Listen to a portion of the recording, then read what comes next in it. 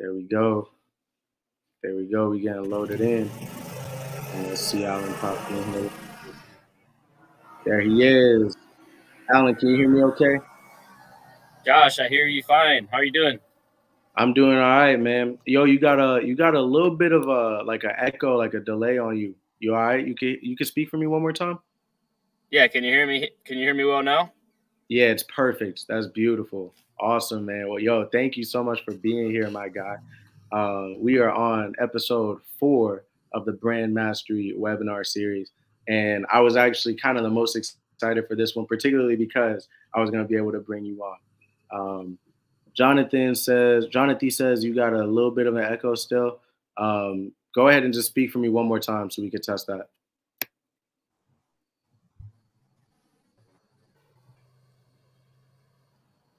An echo, interesting. Yeah, let me go inside of the building. Maybe it'll be better in there. Let's see. Oh, what's up, Kevon? Yeah, it's just a little bit. If so, then we'll probably just run through it, just so that folks can still hear the information that we got to share.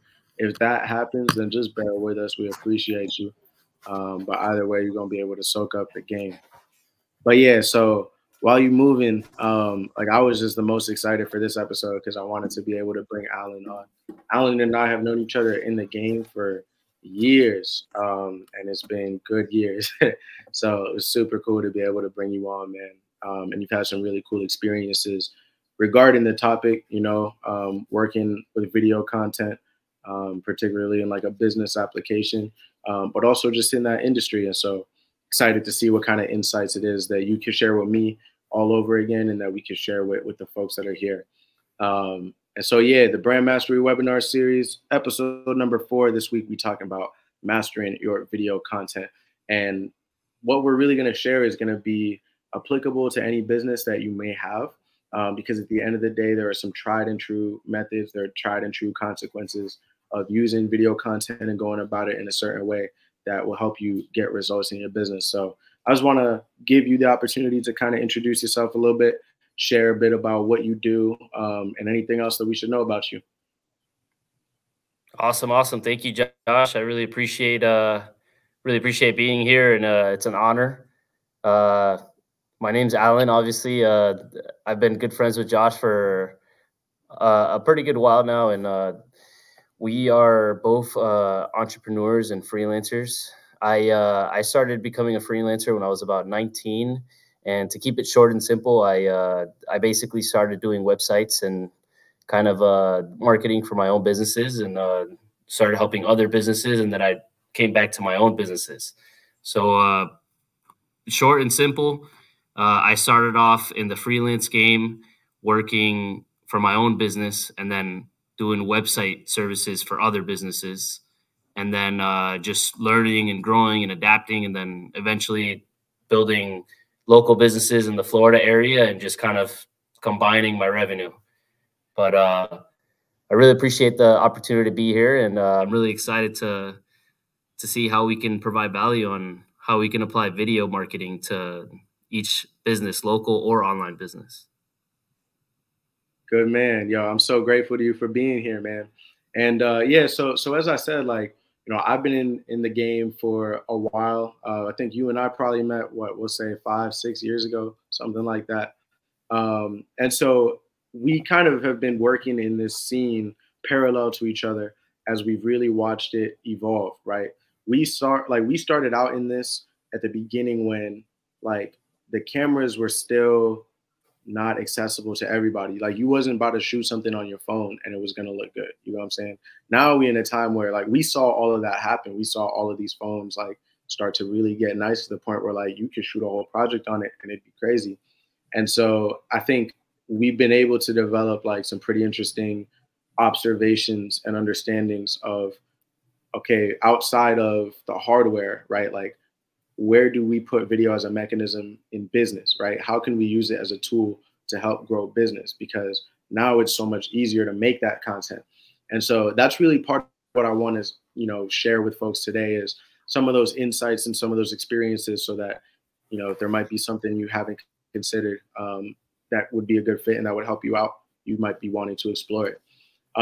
So just to kind of get a little light on it, like, what can you share about your experiences working with video with businesses? You know, how have you seen that work in various different businesses across industries? Like, you know, what do you observe about that process and what it looks like for folks?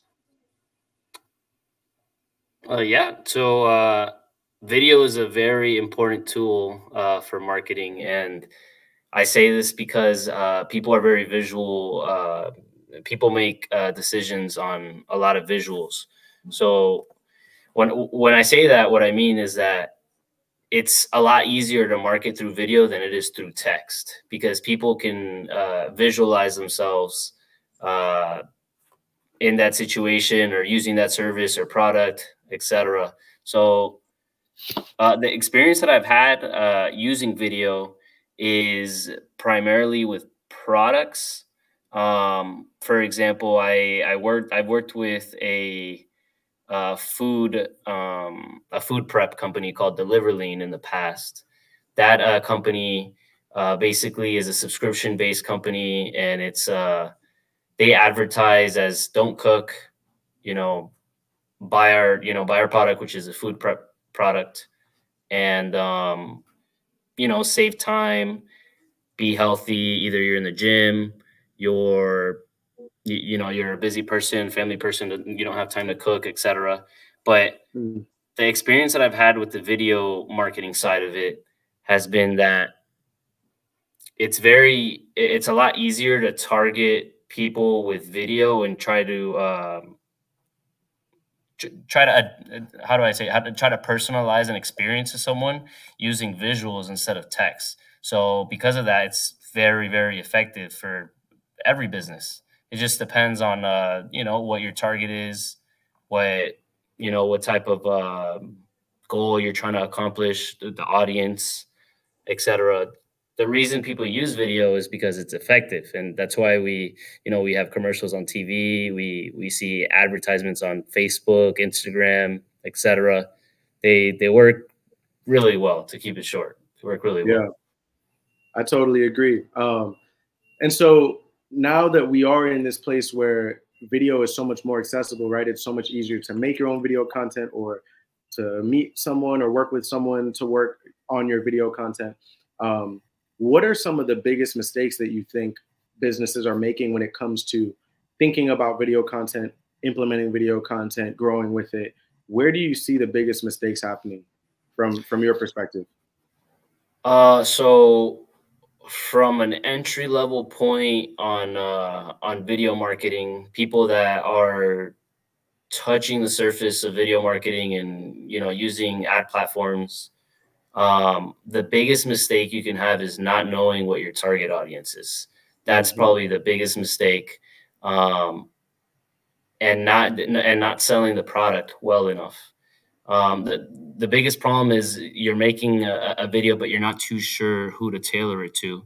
So you might be making a very generic video that doesn't reside well with most people, or Yeah, doesn't reside well with your target audience.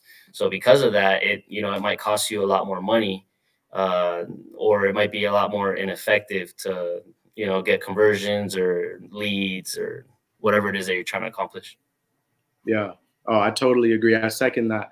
And to kind of expand on that a bit, like that, I heard that advice as I was going into what I'm doing now, but I didn't understand at the time that, like, sometimes you might have an idea of who your audience is, but you get something about them wrong, or there was something about them you didn't know. So, for example, you might be targeting a certain, demographic of people. Let's say they're in this particular career position, right? You're targeting CPAs, whatever, but you make an assumption on how much they can afford, and you're incorrect. You're going to be spending the money that you're going to spend on production of the video, whatever level it is that it's at, right? If you're recording it yourself, still got to get it edited.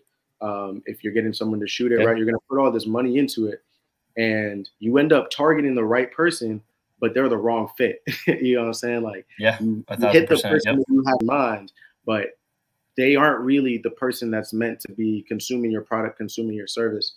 And so, yeah, with video, I think that's one of the I'm going to say the downsides, I guess, of using video is that you just have to be a little bit more intentional, but it's directly correlated to the upside because all that extra intention goes into a better experience for whoever is that's receiving it, right? So yeah, I think a lot of that kind of spills into kind of my philosophy, and we've had conversations about this when it comes to any video project being like, get the pre-planning down, right? Like if there's going to be anywhere where like, the full attention isn't there, like put your full attention on the pre-work, because you do that front end work right, and every video that you make, every message that you put out into the world, you know who it was made for, right? Because you put the thought and intention into that, as opposed to putting something out, seeing how people feel about it, you feel me, and realizing over time, this might have been talking to the wrong person, this might have had a different objective. Now, you mentioned ads earlier, and as what you said is so true, just how many surfaces there are for us to be receiving ads now. And I have some thoughts on this, but I want to see, like, you've had a unique exposure to seeing videos used in an ad application, right? So maybe a platform or a company that was previously only using static image ads, and then they actually put some intention into making video ads. What would you say are like the areas of opportunity for using videos as ads as opposed to still images, right? Like, why would somebody want to do video instead? Yeah, that's a great question. Static ads do perform. I won't say that they're not, they don't work. However, there's a big difference between text or static ads where you have to read or evaluate a graphic, and then a video which you can feel the emotion, you can feel the energy. Sometimes you can even feel the emotion if it's a well enough production. So that's the main difference, is that you can connect not only with people logically, but emotionally. You can make an emotional connection if you'd like to, or you can make a logical connection. So people, they purchase or use services based on emotion and logic. So the more tools that you have to try to provide that type of experience, then the more of a chance you'll have to land that client. So that's why video, I believe video is a great tool to use. Not, I'm not knocking down, text ads or static ads, because they do work well, and I use them for my businesses. But video ads tend to be a little bit more efficient with connecting with people one-on-one. Yeah, I totally agree. And the way I see it is, look, like, if you're going to be paying for the ad placement either way, right, you might as well pack as much as you can into that contact, as long as it's the right information, right? As long as it's actually made up of the right stuff that someone on the other side is going to see and store away or feel compelled to act on. So yeah, I totally agree. You just get more seconds, you get more of an opportunity to make that connection. But I remember it was my boy Peter Pena. He owns Inbound Ads. They do Facebook ads and ads on various different platforms for businesses. And he was actually the one that told me about using video for retargeting. So, traditional retargeting on a static image ad, you can have anyone that sees the ad, you can retarget them, right? Okay, they looked at this, they hovered on it for longer than, this amount of time, whatever. Now, you can do retargeting with video ads too, but you can break it down to, retarget everyone that watched 50% of the video, right? Or 25% or whatever it is. And you can measure like where you're losing folks if they're clicking off. So like if you see that most folks, they're not watching up to 50%, something might be wrong with your hook, something might be wrong with your intro. And so it just gives you such a good means of accurately refining your ad and A/B testing, because you just have that additional parameter over that period of time that's actually related to the content. Because if you swap headlines out, right, you can't tell if it was the headline until you look at it with all the different headlines that you got. But with video, you can see if the intro is off just with that one playthrough. Every person's going to see it. They're going to drop it off right there. So you just got a little bit of a wider channel as far as how you can track that data. But beyond that, I think one of the more powerful applications, and like this is, you know, kind of coming into this social content driven time that we in now, where the biggest impact of video is just the window that it gives your viewers into your brand. There's no better means of building up your brand and your brand identity and the way that people connect with your brand than through video, just because there's no better means of telling a story right now. Unless you want to do some VR, some crazy VR nonsense. Like, other than that, there's not going to be a better means. And so I think that's, if I were to, going back to like what you think the biggest mistake is that businesses are making, I think if I were to speak on that, it would probably just be like thinking that if they're going to be paying for video, it should be direct response. Like, yes, direct response videos work well as well, but there's no better opportunity for you to actually cultivate your brand. And if you're going to neglect it, you know what I'm saying, then like instead you can just put that concerted effort into something that, you know, brother Ben X, I don't know if y'all are familiar with him, but he, you know, he calls it digital real estate, right? Because you put something up and it can tell that story for you over and over and over again while you asleep, you know? Oh, 1,000%. Yeah. Bro, like it's like a spokesperson for you. It's like having a salesperson. So you might as well put the intention and effort into something that's going to live forever for you. And 1,000%. Yeah. And if I can add, you know, going back to using video as marketing, as mean for ads, what you mentioned with the analytics or the reports that you get back from each ad, yeah, you can definitely you can figure out, you know, where people are falling off, where people are bouncing off of your ad. You know, if it's in the middle of the video, in the beginning, if it's more than 50%, 25, and you know, based on those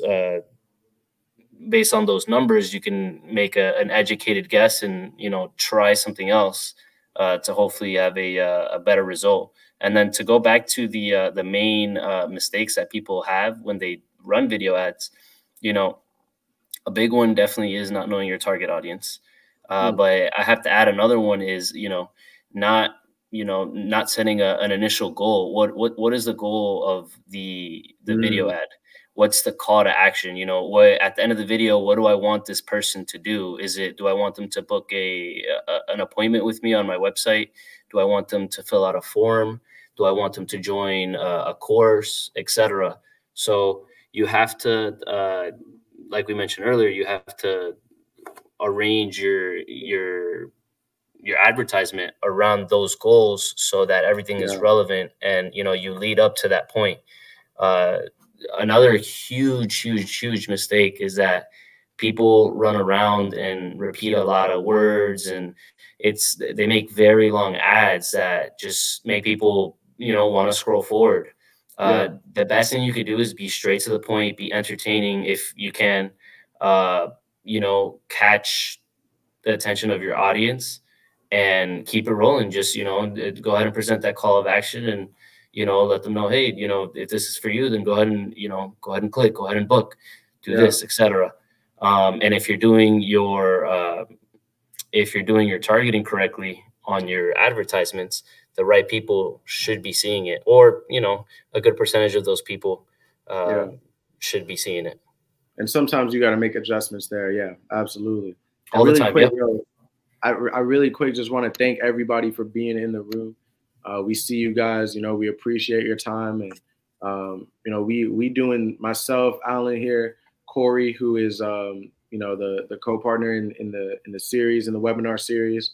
You know, like we love what we do. We love this game, and we love just chopping it up like we are now and being able to learn and connect with other business owners. And so that's why we're doing this, is just because we want to support the folks that we understand, you know, and that we feel understand us. So, you know, let us know in the comments if you have any questions, if there's anywhere that you want us to go. But running off of that, you know, that's one of those things that I think you mentioned, kind of those ads that'll drone on, you know, those ads that'll be repeat words, whatever that is. They just, you know, they exist outside of a means that's the most effective. And I always go back to this observation, you know, when TV was more dominant, right? You know, you had interruptive ads. So you're watching your favorite thing, and then boom, you get that ad that comes in. You still see this on streaming services, whatever that is. And so that's like what we'll refer to as like direct response, right? Because more often than not, the ad is gonna be like, hey, this is product, you know, blah blah blah blah, does this, that, and the third.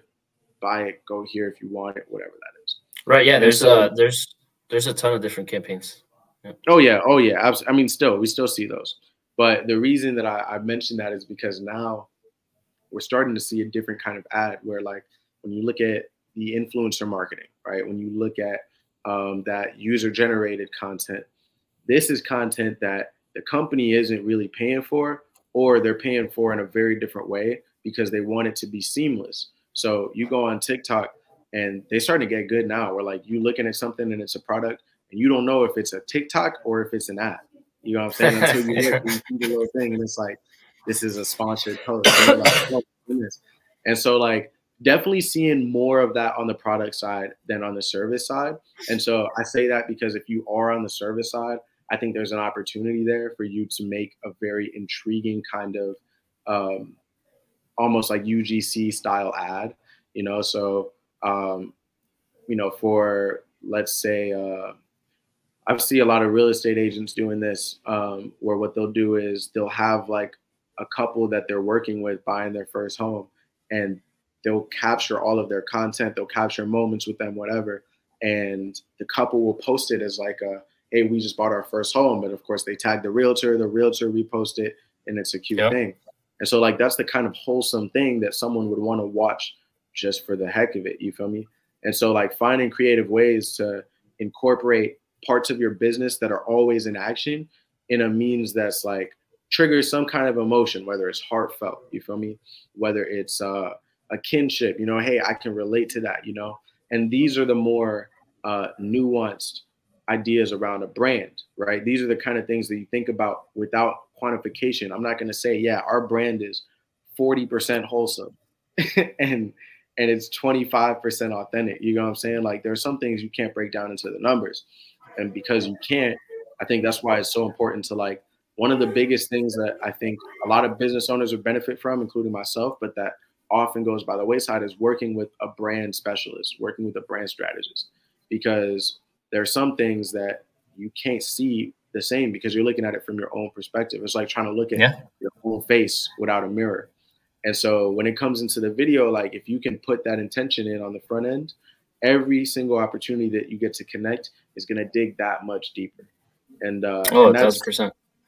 Bro, that's what I mean. Even so, I know you've worked with businesses on video, and then you've also worked on the entertainment side, on the music side as well. Just to kind of see the parallel there, would you say, and I'm gonna get to your question in a sec, Corey, but would you say that artists are looking to do the same thing, right? Like, is the approach similar? Is there a difference there? Like, what's the overlap? Good question. As far as really quick before I touch up on that, I want to mention. I just want to mention because I was listening to you and I kind of wanted to say something about it. As far as you know those videos that you see, that kind of like TikTok videos, almost testimonial videos that you see, those are amazing. Those are amazing videos because you're number one, you're giving yourself credibility that you made a sale with people. You're getting a review at the same time, testimonial, and you're also applying emotion to the picture. You know, oh my God, I just bought my new home. Like, you can feel the emotion that's going on, and you can kind of place yourself. Those are the type of videos that are amazing because you can. It's a third party interaction. You can place yourself as the person that's buying the home, and you can feel the emotion. So those are amazing, and those type of ads do very well. Now, touching base on the music video industry and comparing it to running like a professional business and doing marketing as far as ads, they're similar in the way that you want to capture the right audience. You want to use the right strategies that you think might work for, you know, your type of niche or your type of genre, etc. There are some differences. A lot of artists that are starting off that might not be signed by a label or might be independent, they have to start, you know, building an organic audience. Yeah. So they might not have the funds necessary of a business, or, you know, they might not, doing video ads might not be in their best interest at the moment because they don't have any audience at all. So it's almost as if, like a business, you want to give yourself some credibility. You want to work your way up as a new business. Is it good to do video ads? Is it good to do any form of ads? Yes. However, I don't think you should skip over the part of the organic marketing, the referral, the word of mouth, you know, passing out flyers, getting your name out there so that you have enough capital coming in so that you can reinvest. So the same things goes, you know, for artists. You want to have money so that you can move around and, you know, do things to grow your business, because being an artist is a business as well. Well, for, you know, if you're going to do it professionally, not as a hobby, if you're doing it professionally to monetize and, you know, to use it as your career. Definitely, it's important as a business and as, you know, an individual in the music video, or I'm sorry, in the music industry. Work your way up, do what you can with what you have, and whatever you get, whatever money you get, or whatever money you're able to save up, reinvest it, and just better your craft. So if you're already making videos, maybe, you know, consider doing professional videos that you're not able to do. Consider doing better marketing, better advertisements for your songs or collaborations, etc. Same thing goes for the businesses. Small businesses, you know, save up enough money so that you can reinvest into marketing. Yeah. So, you know, better your craft, do a little bit better, you know? Yeah. Well said. Well said. And, you know, I think that's a good segue into Corey's question and kind of the next spot that I want to flow into. So Corey's question was, what are some of the key points to making an effective video? Length, display size, elements of marketing. And so I love this question because where I wanted to head next was really the nitty-gritty of it, right? On the day-to-day, okay, operations, right? I'm really looking to start making this content. What are the things that I need to know? What are the things that I need to pay attention to?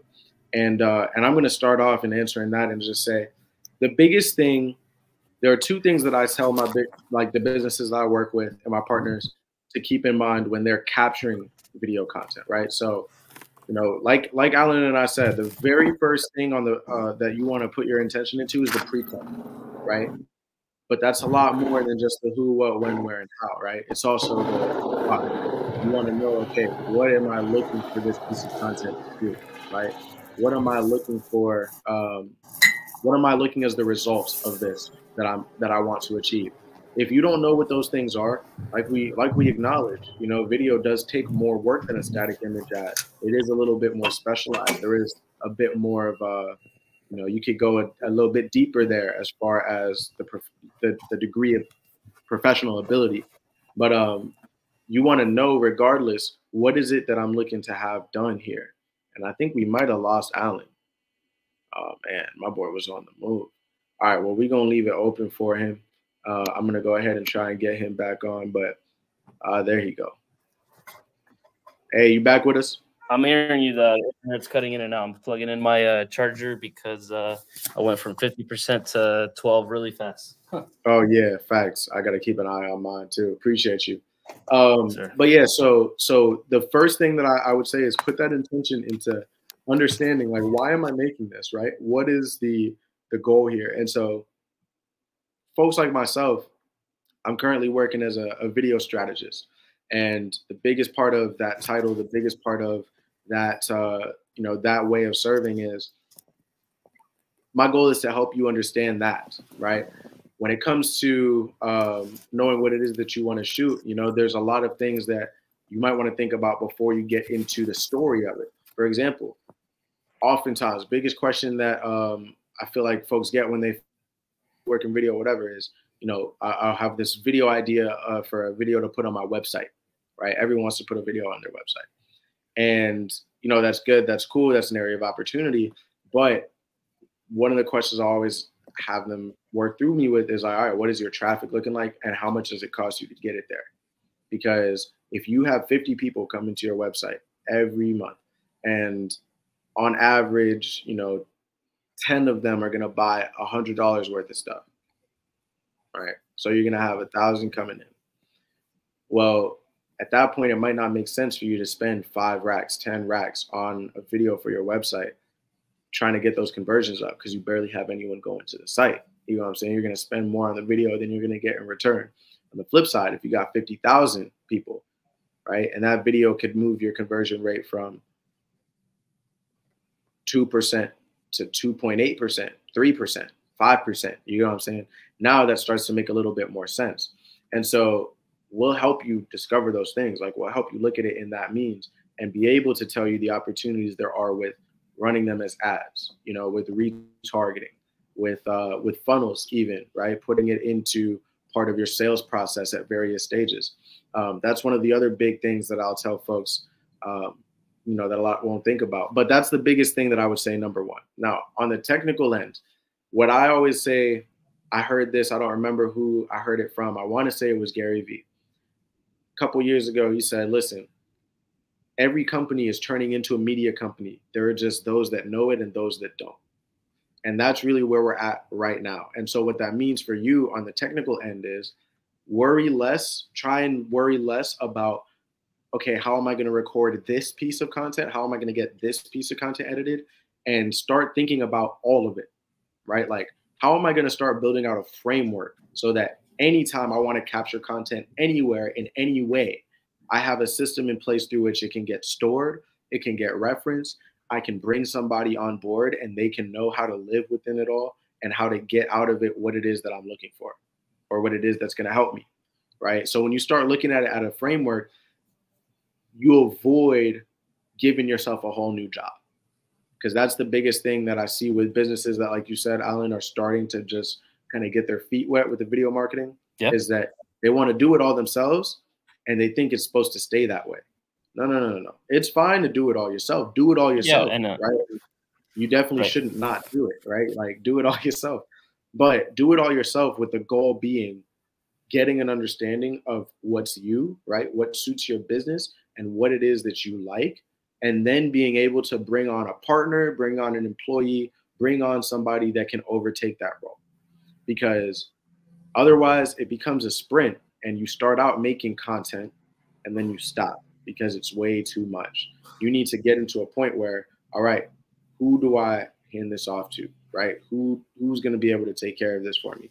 And so you'll end up seeing, like, on the artist end, right, even on the professional end, you'll see these like unspoken even partnerships between different agencies, different service providers, whatever, just because they find their people and they have a framework that they created together so that, hey, look, I got something going down, whatever. Hey, I'll do the usual intake, whatever, you know, we'll make it roll. And there's security there.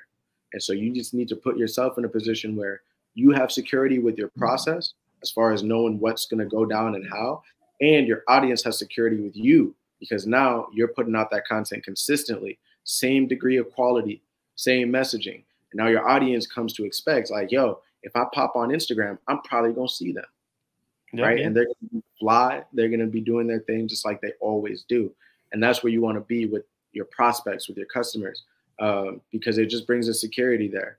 And we always want to make them feel safe. You know, we want to let people know who we are. Yeah, no, to stick with it. And another thing to add on to that is that, you know, when you're first, let's say, you know, you are in that boat and you are first starting off in the media role in your business or marketing role. The two hardest parts as a business owner is, number one, to get started. You know, you have all these doubts in your brain. You're scared you might fail. You're scared you might lose money, lose time. You know, the hardest part is to start. And the second hardest part is to keep going and to not stop. Yeah. So the most important is to, when you are starting, find a balance so that you can do it in a good way where it's not, eating away at your time and your profit. Yeah. Find a balance to do it. Don't be a perfectionist. Get it started. Do something efficient. Be yourself. Don't try to force anything that's not you, because chances are you might not like it Yeah. once you finish it. You might not like this video. You might have to redo it. Just try to be as transparent and as you as possible. Get started, and then figure out a way to keep going. And if that's how Josh mentioned, hiring an employee, or maybe like a freelancer or even a branding agency to help you do that, do it. Yeah. It's gonna give you more time to make more money, and it's gonna provide you more clients in the long run. But the Absolutely. most important thing is to start and then keep it going. You need to, as a business owner, wherever you're at, if you're starting or not. If you're starting, you might not have profit. Maybe a branding agency might not be for you. Freelancer, maybe not. Employee, probably not. You might have to do it yourself. But if you are a business that you have enough revenue and profit coming in, you should be saving up 10-20%. Can you hear me, Josh? Josh, can you hear me? Yeah. Yeah. I can hear you. Yeah. Yeah, if you are a business that's been in business for a while, and you have capital coming in, you should be saving up 10-20% to reinvest into your business so that you continue having business. Yeah. That's you have to invest into marketing. 10-20%. I do it for all my businesses. I don't do. I'm not a brand agency owner anymore. I don't do marketing for anyone else. But I do this for my own businesses because I understand the importance of having new clients consistently. If you don't have new Yeah. clients consistently, your revenue and your profit is going to come down by quite a lot. So keep it short. The most important is start. Make sure you keep on going. So figure out whatever that means for you. If it's doing it yourself or hiring somebody to do it for you. Yeah. Yeah. And just to kind of expand on that, kind of we'll call it guerrilla marketing, right? Where you're doing it yourself and you really just looking to get into it, reap the rewards, right? I would say one of the biggest things that you got to, carry into that with is like just the right mindset. You got to be able to look at each piece of content for what it is, right? Um, and as you're looking to go for consistency, right? If you're looking to go to volume, it's okay if not every video that you put out is a hit. You know what I'm saying? Because it's going to get you that much more comfortable with the process. It's going to get you that much clearer on what it is that you like and what it is that's you. And either way, you made the impression, right? Somebody saw you and thought about you one more time than they would have if you hadn't put it out there.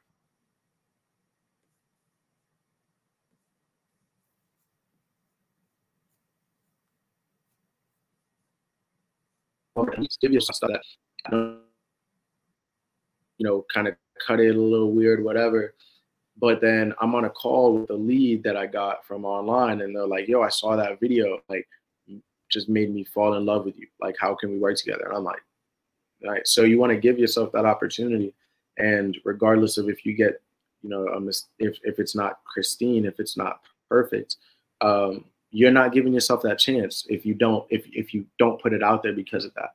And Corey said, how do business owners get over the quality roadblock? Captioning, background, video production, etc.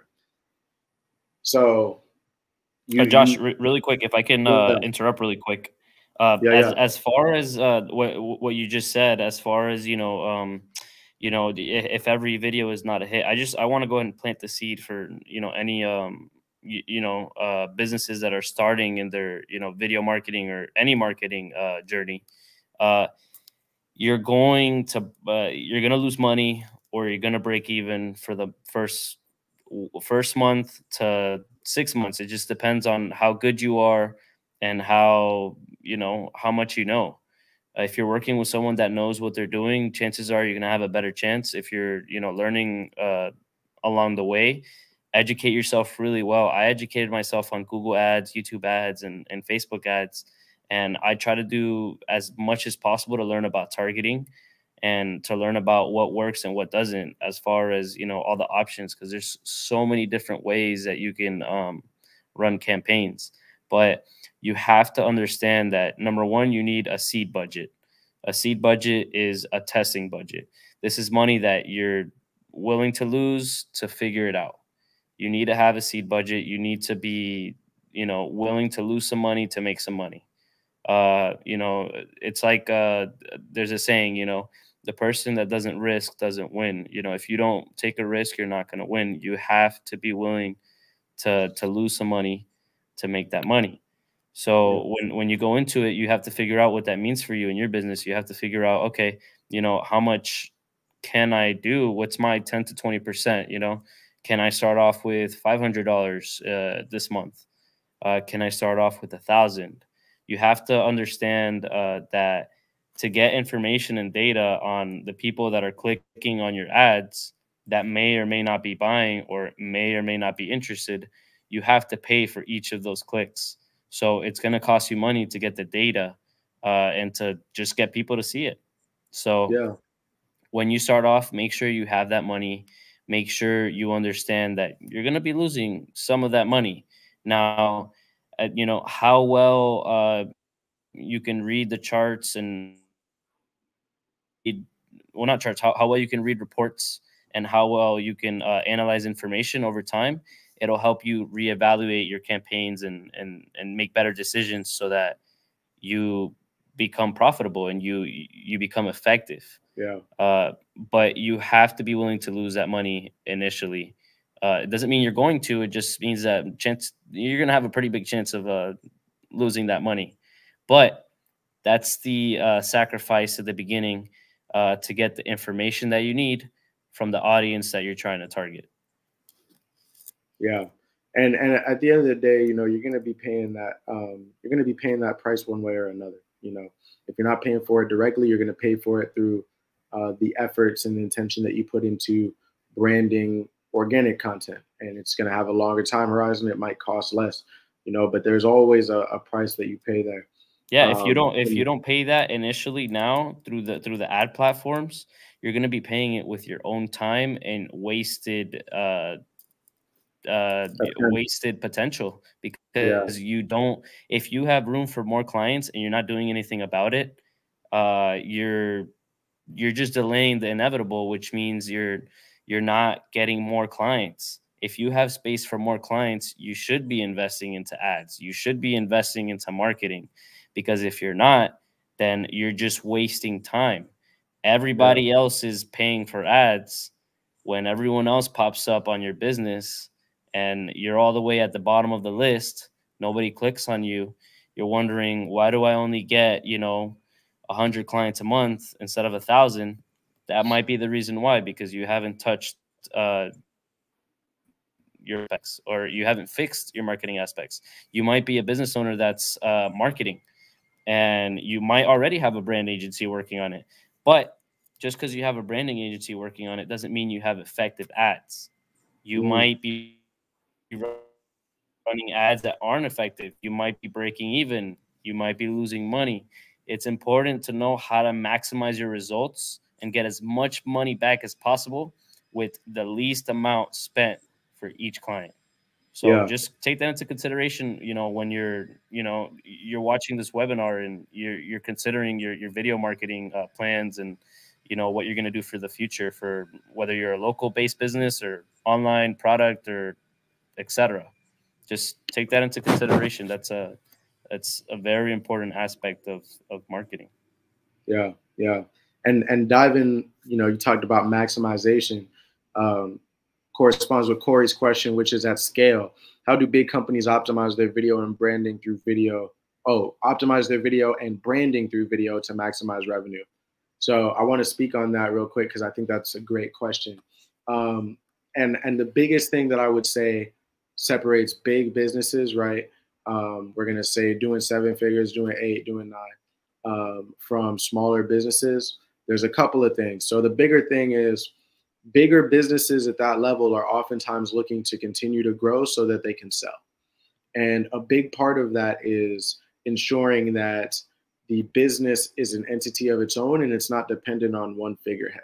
And so oftentimes at that point, this is where the companies are doing more of that branding work to really show you who they are, what set of values they align with, what creative form and entity it is that they take, because oftentimes they're trying to get the brand association away from just the founder. You know what I'm saying? The founder might have a personal brand or a personal name for themselves. So they pay a lot of attention to that. Did you have something you wanted to add? So another thing to add is, you know, a lot of these big companies, they already had tons of business. That's, you know, they might have been in business for 20 years or et cetera, 10 years, whatever. They're so successful that the main reason that they're marketing and continuing their branding, you know, journey is because when, let's say, for example, Bounty, when you think about paper towels, what's the first thing you always think of is Bounty. You're always thinking of Bounty because Bounty always has the TV commercials and ad commercials, you know, where you have a whole mess on the table, and with one magical towel, you clean it all up with Bounty. So, you know, that's the reason when you get to that point of branding and marketing, at this point, you're only reminding clients, hey, don't forget, Bounty is the top, you know, we're the top for paper towels. So when you go to the supermarket or you go on Amazon, what are you looking for? First thing that pops in your mind is Bounty.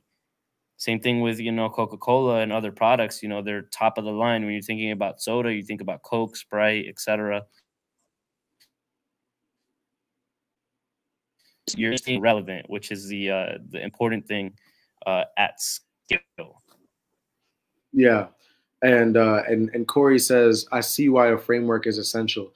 And that's absolutely it, man. You're looking to have a system, have a mechanism through which you can get from point A to point B when it comes to creating that content at scale, because you have to be reactive, right? There are certain things that will change in the marketplace that create an opportunity for you if you can only communicate on it and act on it.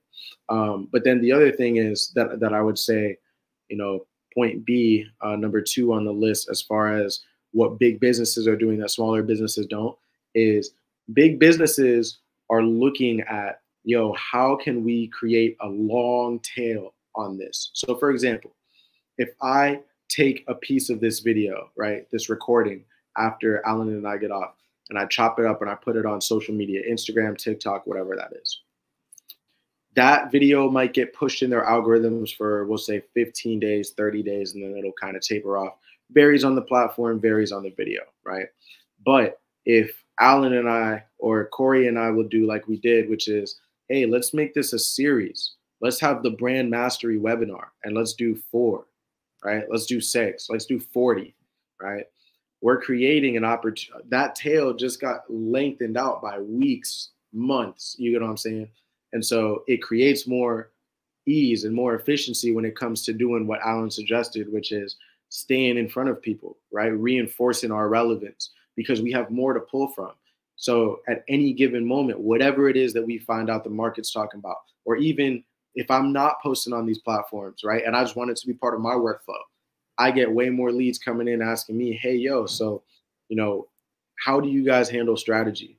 And now I've talked about it in so many different places that I could send them the video. You know what I'm saying? I can make that part of my emails. I could make that a text message that sends to them before we hop on a call. So giving yourself that runway so that you just got all these seeds that you're planting, and they're waiting for the perfect opportunity to get pulled. And at that point, they'll be perfect. So you just have to give yourself the opportunity to get as many of those seeds planted, because you never know when they're going to come out the ground and be what saves your life. Straight up. Yo, is Alan still with us? You can hear us? Yep. Perfect. Yeah, I can hear you. Can you hear me? Yeah. Yes, But yeah, I would say that's the biggest thing. Then when it comes to the branding, I think when it comes to branding bigger businesses, I feel like they make bolder claims, right? And so a part of that is because they feel like they can afford to, like which Bounty is often true, like Bounty, right? But often bigger companies are going to be the ones that are more assertive in who they are, even if it might piss somebody off, for lack of a better phrase. And I think that small businesses can play that way, and they should play that way. Yeah. And the reason I say that is because I think I see why a lot of small business owners don't want to think that way, because it seems like, oh, well, if I'm too abrasive to certain people, they might not like me, and that might be business that I. Yep. But that will fit a certain kind of person, and you just have to be in connecting with them. So, for example, like my business, Moguls HQ. So we take video content. We're fully remote. We don't go out and shoot any content.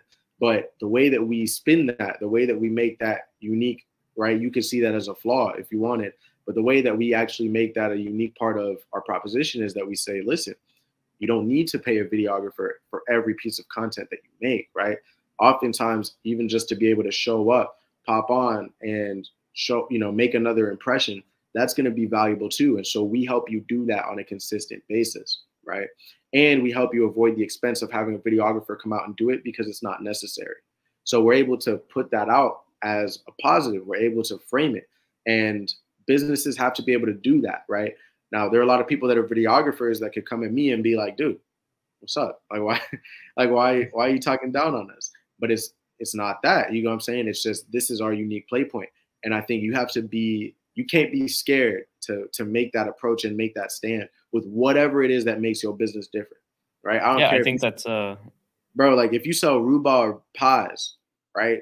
It's one thing to sell rhubarb pies. It's another thing to be like, yo, I sell rhubarb pies because apples don't got no place in the pie, right? We do everything but the apples. Now it's like, yo, you're a side that your customer can take. They're like, yo, I agree. Like, I totally agree, man. And you get in on it. So yeah, I think bigger brands do a lot more of that during their video pursuits and endeavors. They make it more playful and they make it more assertive. Yeah, and if I can add on to that, as far as Moguls HQ, I don't necessarily think that it's just that video production isn't good. It's just you have the option to work with whatever budget either you're starting off or you're not starting off. If you want a professional video marketing team, I'm sure Moguls HQ would produce it. That's no problem. Absolutely. But you're able to work with whatever budget that you have. So if that means only using your iPhone 13 camera, quality is amazing. Having someone on your side that can guide you and show you exactly what you have to do, and being able to present it in a way where your client or your audience can see it is amazing. And what Corey said, a dash of audacity can go a long way. It helps your business stand out. Absolutely. What you have to understand is that TV, social media, video platforms, they're not meant to be 100% accurate. If you want 100% accurate, then you can go to a dictionary. You can go, to, I don't know, a library, do research. They're meant to entertain. Video platforms are meant to entertain and to capture your attention. So whatever that means for your business, if it means being bounty and claiming that one piece of towel can clean up the whole counter, do it. Because everybody understands that, it's just a demonstration, but you're not going to forget about that commercial. You're not going to forget about that advertisement because you saw the one towel, nobody squeezes it out and, they throw it right out. Nobody squeezes it out and, rinses it and reuses it. But that's what they show. If you wanted to do that, save money, you can. Right. So that audacity definitely helps businesses stand out. So as a small business or, medium or large business, you can use that to your favor to entertain, but to use it so that people think about you when they need that type of service, when they need paper towels, when they need product. So that's, it's not always the best idea to try to be completely realistic and try to always, align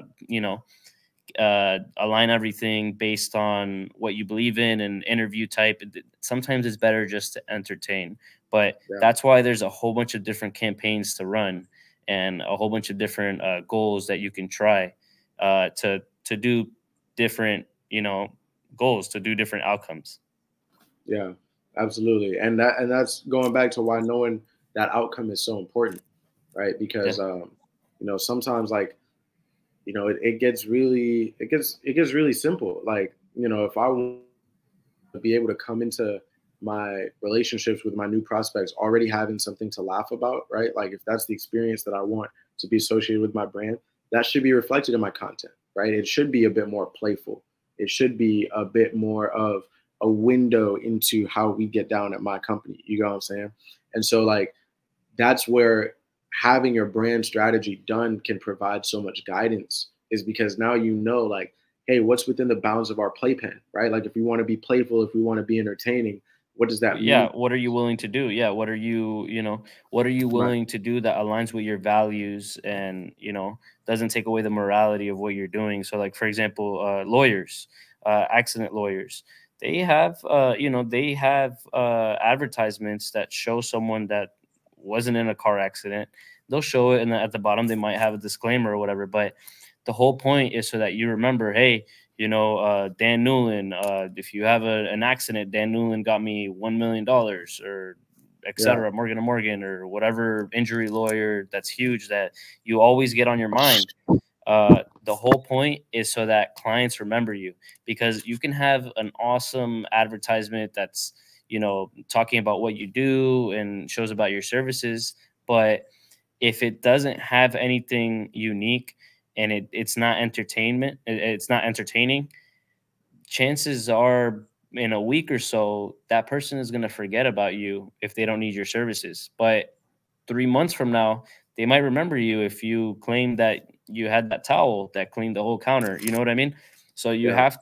have to keep in mind that you need to use things that people will remember. You need to, figure out whatever your goals are. But when you think about your strategy, be a little bit more open-minded and entertaining, because if you're going to use video, nobody wants to watch a PowerPoint presentation of what you do. Yeah. So just Yeah. keep that in Ooh. mind. Oh man. And you just took me somewhere with that, because I think another way of thinking about that is just remembering buyer psychology or viewer psychology, right? When someone is on Instagram, they're in a very different state of mind than when they're on TikTok, than when they're on Facebook. You know what I'm saying? And Yep. so ideally, like at the highest level, you want to be building towards a point where you can accommodate that and you can kind of adhere to that. So like, TikTok, Instagram, like there's a nuance there, right? Folks are actually going to be a lot more open to being um, influenced by like user generated content on TikTok, whatever, because a lot of people will already buy off of TikTok, or they'll see a recipe for something and they'll be like, oh man, that's dope. You know what I'm saying? And so sometimes you play the long game.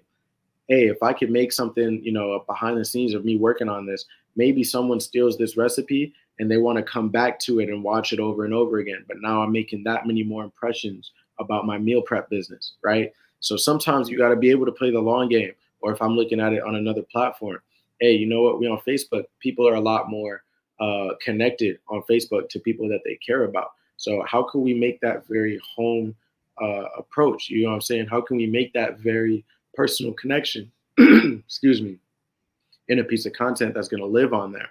So you just want to be aware of that. And the biggest thing that I would say when it comes to social platforms with that mindset, with that psychology, is understanding that like people are not going to Instagram to buy, as badly as Instagram wants to believe that they are for now. Like people aren't going to Instagram thinking, yo, I want to leave this app with a new pair of shoes. No, they just want to see something that gives them a little serotonin boost, right? And so, like Alan was saying, ideally that is entertaining, right? Or ideally that's something that in and of itself makes someone feel accomplished, or makes someone feel achieved, or makes someone feel clarity in a certain area of their life. So put that intention in, right? And ruthlessly cut away everything that takes away from that. A lot of people that I see that are doing their own video content, they'll hop on and they'll start every piece of video content with like, hey, it's so and so the realtor. Everyone knows. You know what I'm saying? Like everyone knows that it's you the By the realtor, time right? you say that, the chances are most people have already scrolled up. Right. They're already gone. And so you got to be able to be whimsical about it, right? I got some content that's coming up right now where like we're going around and we're asking everybody if they know what mogul means, right? And what if they could define it for us. And it's going to be like a cool little like man on the street style thing. But the whole reason for that is because like that's kind of how playful I want this brand to be. I want it to be like, yo, we redefining what this word means, right? We're really going to be able to make that accessible to small business owners, right? To people that are ready to kick their personal brand off. and have it turnkey, right? Because we can play it the same exact way, and we'll help you do that, right? Because you already got the knowledge, you already got the expertise. And so being able to have like a story that you can kind of just build on. I saw somebody say it this way the other day and it stuck. He said a lot of brands do what he called billboard advertising, to where they basically just have a billboard, whether it be on Instagram or TikTok, in the form of their posts. And they're just like, hey, information. look at me, buy me, buy me, buy me, buy me, right? But he said the best brands, what they do with their paid traffic, with their video, whatever that is they treat it more like a pair of binoculars that they gave the person that's on the receiving end of the video. And they now have the opportunity to see into, oh, this is who the brand is, right? Like, this is what this brand gets into, right? This is what y'all are really about. And so that's one powerful, like, just perspective to have on it when you're going into it, is like, be less of a billboard, right? Try everything you can to make it less about like, hey, this is us, this is what we do, buy, and try and make it more like, yeah, this is what we getting into. You know what I'm saying? Like, this is what we standing for today. This is how we live in it today. And then just give the window. Oh man, yo, it just switched to the dark screen. That's crazy. It was and to add on to that, another thing is understand that, you know, if maybe this might be your first time doing video marketing, for example, or maybe you have tried text ads or etc. With video marketing, you can be very direct and you can target very personally to different situations. So if, let's say, I don't know, you're a real estate agent, just an example, just because you're a real estate agent and you're looking for people that are selling their home. Hey, do you live in Florida? Are you looking to sell your home, etc.? Be very specific in your video ads, because you can target to those people that are looking to sell their home. You have the options to do all of that. If you want to run a generic campaign, run a generic campaign, but always try to run different campaigns that might be more specific so that you get better results. A generic campaign might have 1 million people clicking into your campaign or looking at it, viewing it. But a very specific and narrowed down funneled campaign, it might only have 100 or 200 people that are actively searching, how do I sell my home, etc. You know, they might be in your range. Another thing to consider is, if you're a local business, where do you want to target the type of that you have as clients? Are they what part of the income percentage are they at? Are they in the lower percentage, in the middle, in the higher? These are things that you can target through Google and through YouTube and Facebook, and they have the information on those demographics. You just have to try them and use them. Yeah. And once you use them, you know, you can read the data and you can see, okay, did it perform well? Awesome, it did. Let's put more money into it because I can see it being effective. Or did it not perform good? Let's try something else. But all of those, all of that targeting information, Google has it for every single person that uses Google. Facebook has it. You know, it's there for you to use it. Make sure you use that information when you're planning, in the pre-planning stage, when you're making your content. You know, if you're going to make a video ad, or if you're going to promote on YouTube or Facebook, Instagram, whatever, just keep in mind, who are you talking to? Don't make a generic video, because you might spend more money than you're willing to spend with no results, because you're trying to target everyone at the same time, and you're getting those 1 million clicks or 1 million views instead of the 100 or the 1,000 views, etc. Random numbers. But just try to narrow down exactly who's the person that you want to target and talk to. What do you want the action to be? And, you know, what is it that you're offering? You know, just keep those things in mind when you run any of those marketing campaigns. Facts. And I want to just add on that before I kind of open the floor up a little bit as we kind of start to wrap up and get into the last 10 minutes. Yes, sir. But yeah, one of the other things that I'll say on the back of that is, you know, just look for opportunities that meet your process, right? And so the way my boy Nathan Raptor explained this to me, he said it so well. He said, look, all of these digital experiences that we're looking to create, that we're looking to implement in our businesses, whether we're watching, a piece of content or creating a piece of content. All of these experiences are really meant to be an extension of a real world experience, right? And really quick, Carnell says, "This is great. Thank you. And thanks, Corey, for the invite. Definitely jotting notes." Thank you so much, Carnell. We appreciate it, man. We love doing this. But yeah, one of the biggest things that you can kind of think through is, okay, if I were to have a conversation with somebody, right, in real life, we were at the store and they were like, "Hey, yo, I know you. I heard that you do so and so, right? What can you tell me about that?" What would I say, right? How would I say it? How would they receive it? What questions have they asked, or what questions would they be asking? If you can know those things and you can particularly target those things in the content that you make, you basically just bought yourself like a 24/7 salesperson, right? Because if people are always asking me, "Hey, so what kind of content do you guys work? What kind of industries do you work with? Whatever," that can be myself recording the answer to that question and having that on my website, or having that get sent to people that inquire on my website, right? Make it a very personalized experience and answer a question. And I haven't even run that as an ad, right? Like, that's literally just on the inbound part of my sales process.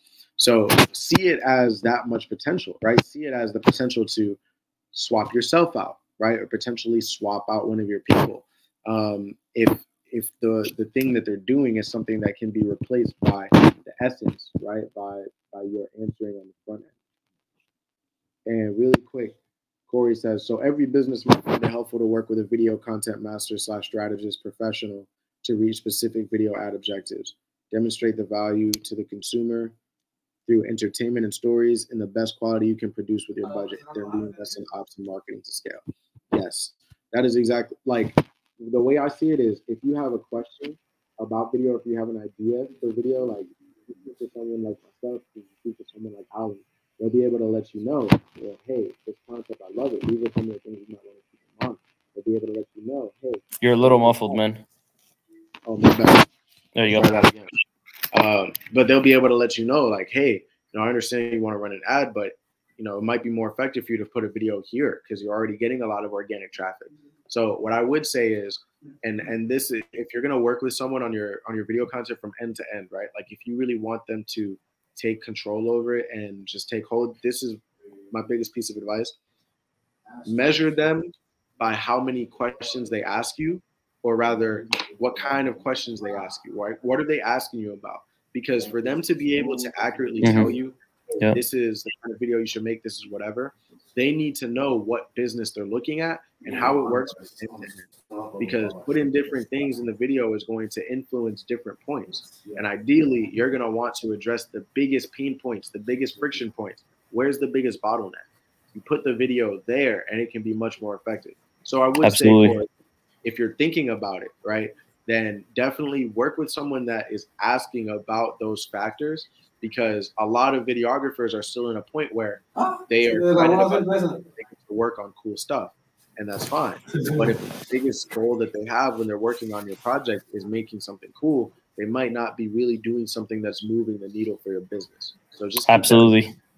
Yeah, and another thing, wrapping up here, another thing is, if you're a starting business and maybe you don't have the budget to hire somebody, either someone that runs your marketing in-house or out of house, like a branding agency, the best thing you can do is, well, number one, you can try to self-educate yourself on YouTube. Definitely always do that on your free time if you are running it yourself, if you have enough time to do that without losing money. But the second thing to do is, reach out to, a branding agency like Josh, like Moguls HQ. Ask them, "Hey, do you do consulting services?" A lot of branding agencies do consulting services, and you pay them hourly for to help you work on your campaigns, on your pre-planning, etc. So you can pay on as you go basis. For some agencies, not all agencies do this. However, it might be very beneficial for you, especially if you're running paid campaigns and you're spending money and you don't have experience on it. Maybe you could try to run it on yourself, but you can, I don't know, maybe buy out a few hours a week to keep your business, moving towards a better, a better goal, like as far as marketing. So it's always good to ask, even if it's not a service that is provided. Because when I started off and I did advertising for my business, I had a buddy of mine that did marketing, and I wasn't able to bring him on monthly, but I paid him for every consultation. And I used to book him about 3 or 4 times a week just to understand what it was that I was doing. And I probably should have just paid him monthly, because it probably would have been cheaper to do it that way. But I got so much value out of it and so much understanding that it was amazing. I was able to get a lot more out of it. So definitely something to consider if if you're in those type of shoes.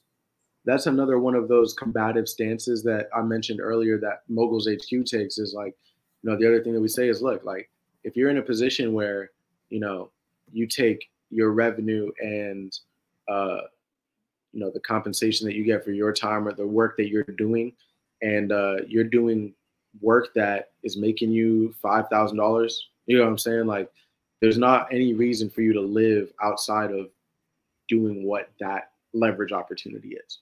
And so a lot of folks, like, they'll look at like a TikTok, they'll look at Instagram, whatever, and it's simple stuff. And so they think, oh man, like, I'm not going to pay for this, right? I'm going to do this myself. And same with ads, right? The ads look simple. You're like, dude, I'll do this myself. I'll figure it out. And you absolutely can, right? If you're here and you're exploring with us the kind of things that we're exploring, right? You're in a position where you can do that yourself. Absolutely. But you have to think, dedicate enough time, yes. What is the time cost? What is the opportunity cost? Because if you're bogged down doing that and you're not doing the $5,000 work, the $200 an hour work, you know what I'm saying? You're missing out on it. And so It makes much more sense for you to cut the line, right? You can go and find somebody that, Alan and I talk about this all the time. Like, we have a problem with how into it we are. You know what I'm saying? Like, we really be looking at it and studying up 24/7. You feel me? Just because that's the way that our minds work. This is what we think around, and this is what we think through.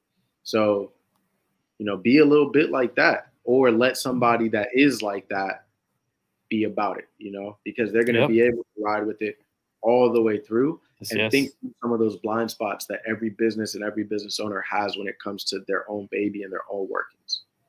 Yep. If you're not passionate about learning about marketing, find someone who is. And also, just take into consideration, how much am I going to lose trying to learn all of this from the jump? How much time am I going to lose? How much money am I going to lose? Does it make more sense to pay somebody a little bit less or a lot less than what I'm about to lose, so that I can invest to make sure that I make more in the future? Yeah. So I think just like an analogy on that, like, you got to understand, if you're looking to go somewhere in your business that you haven't been before, it means that you're going to have more coming out going than you have going in for a while. And that might not necessarily mean like the business is upside down and you're like bleeding, right? But it does mean that you're going to have to you're going to have to accept a little bit less of something as you work to get something else. Yep. And so that might mean that your profits are a little bit less. It might mean that your take home is a little bit less. But if you can afford that, right, use that to pay instead of time. Consider it. Yep. Consider it as if you're investing gear. When you're first starting a company, you buy gear because it's going to make you money. Think about it the same way as marketing. You need to pay into marketing, either if you're paying the ads directly or if you're paying somebody to run those ads with the ad spend budgetly. I'm sorry, the ad spend apart individually. Just, keep into consideration that 10 to 20% that you're earning, or more if you can afford more. If this is a side business or this is a second, third business, that, and you have enough money to pay for your bills, reinvest into it, because in the long run, the more you invest, the more you're going to get out of it. You need to invest with someone who knows what they're doing so that you can get the results that you're looking for. Well said. Yeah. And so we coming up here on that 1:15, but I want to touch Corey's question before we go ahead and close out. Yes, sir. So Corey said, branding is monetized through marketing. Is that fair? And I assume you mean, is that a fair assessment? And I would say so. I would also say that branding is cultivated through marketing, because all that branding is the culmination of those impressions that you've made on people that have yet to do business with you but know who you are, right? So what story have we painted for them as they have encountered us, right? As we've set an impression on their mind. And so the more you do that through marketing, whether that's content marketing, whether that's direct response marketing, whatever that is, the more you do that, the more impressions that someone gets in their mind of your business and of you, they start telling that story to themselves. They start cultivating it. And if it's cultivated in such a way that it seems to be a solution to a problem that they have, and it speaks to their identity, and it speaks to the things that are most important to them, their value set, their concerns, their goals, they are going to spend money with you. The only reason that they wouldn't would be if they found somebody else that inspired that same emotion, but did it for cheaper. And so I always say there's no benefit in trying to be the person that does it cheapest, because someone's going to beat you out. I promise. Someone's doing worse than you. They're going to cut you under, right?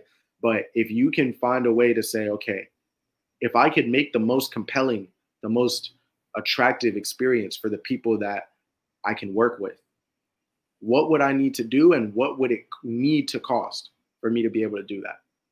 And then price it there. Because even if it's more expensive than market, there are going to be enough people that feel enough emotion and feel so compelled that they're going to pay at a higher price. And because they did, they're going to get a better service. You feel me? So their actual experience will be a follow through on the impression. And that's where you want to be. You want to be in a place where you can tell your prospects, this is who I am.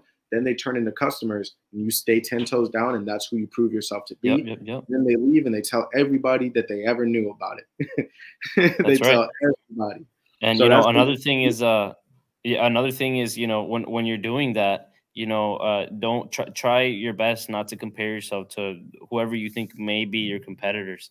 Most of the time, there's just a lot of other businesses that are doing the same thing as you, but they're not doing the same thing as you. They're not providing the same value. They're not dedicating much time, enough detail.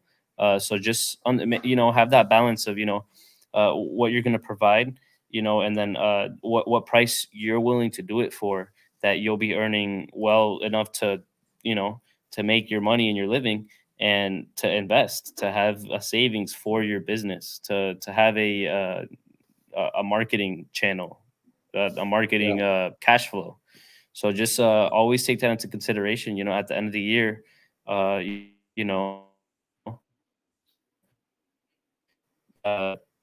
are you going to be servicing? Make sure you understand your audience, and if you have the right audience, then they will pay for your services without a doubt. Well said, man. Well, yeah, man, I appreciate you so much for sharing your insight, man, for being able to be part of this conversation with me, man. We really dropped some gems, and Corey got one right there, man. I'm glad you got it. But yeah, I think we're gonna go ahead and wrap up, y'all. Thanks again, Alan, for extending your time and your expertise and your experience. Of course, man. And so Corey's in the house, and we actually are coming up on we're going to have the Brand Mastery Mixer coming up later on in the month. And so talk to myself, talk to Corey to see about coming out. It's going to be us. It's going to be like-minded individuals, entrepreneurs, professionals that are really looking to better manage their brand. And hopefully Alan will pop out too if he's able. And Mackenzie said, thank you for that. Excited for all that's to come. Appreciate you, Mackenzie. And we're excited for you as well. Let's keep it growing. But yeah, we're going to have more information coming out about that in the coming days and leading up to the event. And yeah, like Alan said, and like we've been saying the whole series through this whole webinar series, feel free to ask questions, like reach out, don't be afraid. And more than anything, like, just focus on going, and you can refine the path as you go down that road. And I think I'm going to close with that. You got anything to add, Alan? Absolutely. No, I think we've covered quite a bit. Josh, I'd like to thank you and Corey for having me on the series. And I look forward to seeing what the next episode is going to be dedicated to, man. I really appreciate you guys once again. It's been awesome. All right, y'all. Well, thank you so much for rocking out with us. We're definitely going to touch base with y'all again. Feel free to reach out to any of us, like I said. And hopefully we'll catch you guys at the mixer. So I hope you all have a good evening. Hope that you got some good takeaways that you're going to start implementing in your business. And we'll catch you the next time. Thank you guys for joining us.